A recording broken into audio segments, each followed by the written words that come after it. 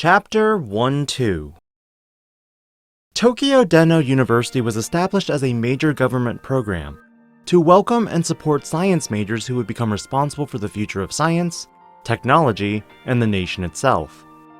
Although relatively new, it boasted top-class research and was responsible for great strides in the field of computer science.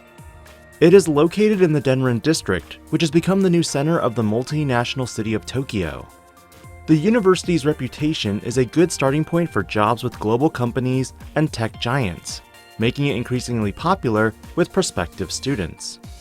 Adjacent to TDU's Denrin campus, there is another facility, Abaddon Electronics Corp., aka AE. AE is the leading company in electronic terminals, network equipment, and fabless semiconductors. The Abaddon Electronics Denrin Digital Lab, DDL, was the home base of AE's research and development team. The first floor lobby at DDL was simpler than AG had imagined. All it had was a reception desk and a common-looking waiting bench. The large displays on the wall didn't show any advertisement about AE. Rather, it showed scenes of prairies, dense forests, polar seas, mountain ranges, rapids trailing autumn leaves, the underground, and caves. Scenes of nature from each of the 4 seasons in an endless video loop. I guess that's because the Digital Lab is a research facility and AE's headquarters is elsewhere. The exterior walls of the lab were gently curved with green, and there was no company logo or sign to indicate what a prestigious place it was. Anyone passing by might think that this building was part of the university next door. He was dressed in his usual casual attire. Apparently, casual attire was allowed at the DDL. The people who worked here were supposed to be the elite, the best and finest minds of the field. It wasn't the place for a freelancer who was fresh out of high school. Regardless, AG walked to the reception desk without hesitation. He was here to work. Hello. AG calmly greeted the receptionist. Huh? She looked at AG with eyes that clearly wondered what this suspicious-looking kid was doing in here. Since he wasn't wearing a square backpack, he obviously wasn't here for a food delivery. Oh, I see. There must be college students or passers-by who occasionally enter the lab by mistake. She must have drawn the same conclusion that he was one of them. I have an appointment. Do I type into this tablet? A research facility is bound to have trade secrets. There were several buff guards stationed at the gate on the other side. If this were the United States, they would be carrying handguns. Yes, of course. Even her hesitant voice was cute. She had short, voluminous hair tucked in at the collar.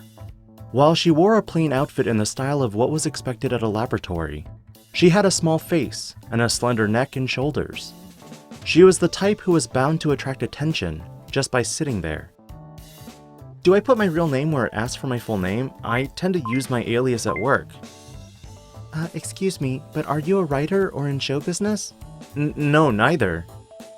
It was not a stage name or a pen name. AG, like most code crackers, used his alias for job functions. Please use your real name then if you don't mind. AG Nagasumi then. Phone number, appointment time, and the reason for meeting. Would that be enough? AG took a look at her nameplate. Hatsune-chan. Please don't get all casual on me. Okay then. Hatsune Nichi? A muscle twitched at Hitsune's temple. If you're here on business, then put your company's name here. I don't have a company yet. Okay. But my occupation is... Wait, what was that guy's department again?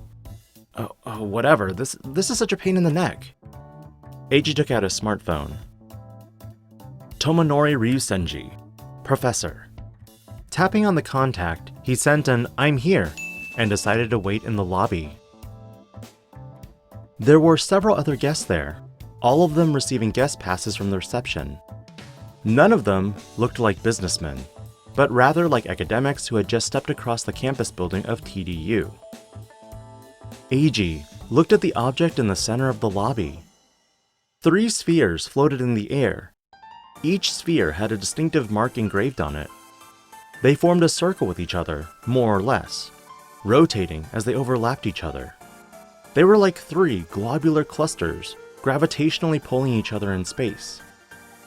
Did I see those before? Eiji went to take a closer look, and pulled back in astonishment. This is a 3-dimensional image. A HoloLyze. Hey, Fang! A voice from the other side of the gate called out his code name. At the same time, the 3 circular objects collapsed, disappearing without a trace. Eiji turned around. The man was about 170 centimeters tall, a chiseled face with a touch of gray and a slight Caucasian look to him.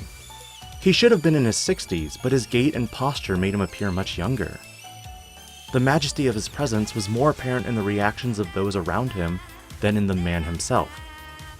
The eyes of everyone in the lobby trailed after him at his unexpected appearance. Hello, Mr. Ryusenji.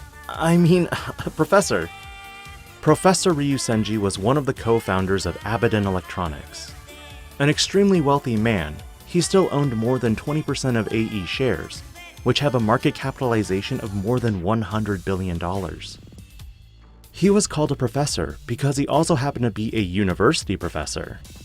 As the boss of Ryusenji Laboratory, which is well known in the industry, he was also currently a professor emeritus at Tokyo Deno University. He had built his company, which had started up as a university-launched venture, into the world-class company that it was now known for within the past 10 to 20 years as one of its top executives. This is my first time meeting Crackerfang, but it certainly doesn't feel like a first time. In terms of social status, this man was untouchable. Under normal circumstances, Ryusenji would not be someone with whom Eiji would feel at ease. Well, you're always talking through voice chat. Oh, my name is Eiji Nagasumi, Eiji said, introducing himself properly.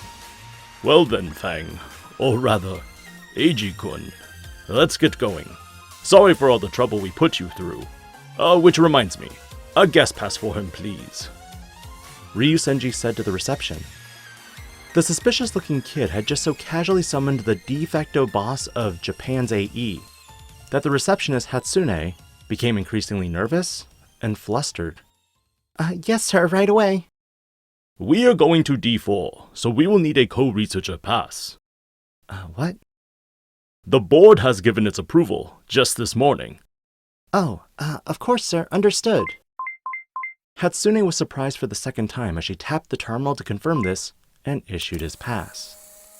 As Eiji held up his special pass, he walked through the gate detectors as the guard stood by in rigid salute. Just doing this made Eiji feel a bit more like an adult. Employees and researchers passing by greeted Ryusenji as they walked down the corridors. Eiji stood behind him like glue, staring wide-eyed at everything and returning their bows. It felt great. Professor Ryusenji, why are you being called professor? Why not the president, or vice president, or board chairman? Probably because professor is what describes me best. He must mean because he had the mind of a researcher. He had already left the management of AE to his former subordinates. Eiji himself wasn't sure how to interact with a corporate manager, but he felt more comfortable talking to someone who acted more like a university professor. Before we go to my office, I'd like to stop by a place. There is something I want to show you. What is it? I can't wait to see. This way. They took the elevator to the next floor, where they were met by another heavily guarded gate. The gate wasn't the same as the one in the lobby, a detection gate that you'd pass through in an airport. This one was a bulkhead. This area up ahead seemed to be completely isolated from the rest of the DDL building. The D4 section. What you're about to see is Abaddon Electronics' top secret project. The core research that will determine the future of our company is being conducted here. Ryusenji explained. The core of AE's state-of-the-art research facility, DDL, was in D4. Eiji gave up his phone and personal belongings to the waiting security guard. He was also subjected to a rigorous body check. What is it? Ryu Senji, who had passed through the bulkhead gate before him, looked back at Eiji. I'm not sure if I'm ready for this. I assure you, it's just an experience, that's all.